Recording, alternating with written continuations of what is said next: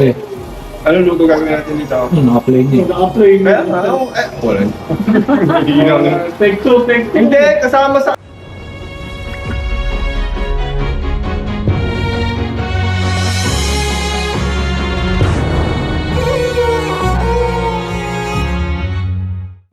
Oh, ang taba, oh.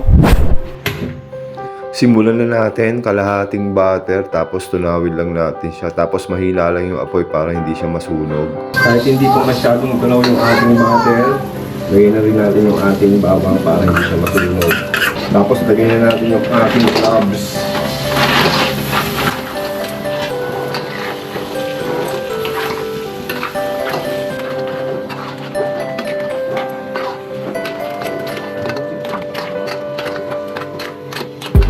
Takpan lang natin para medyo ma-steam siya. Tapos lagyan lang natin siya ng konting paminta.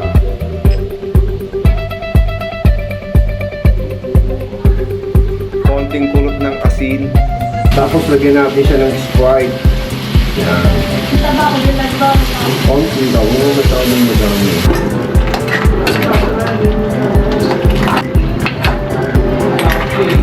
Tapos guys, lagyan natin siya ng cornstarch para medyo malapot yung sabaw niya. Ayan. Lagyan lang natin siya. Diba?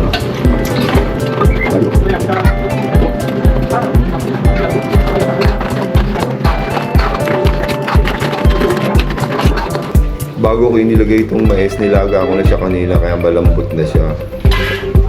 Tapos blanch lang natin yung ating broccoli, tapos itatoppings natin mamaya yan.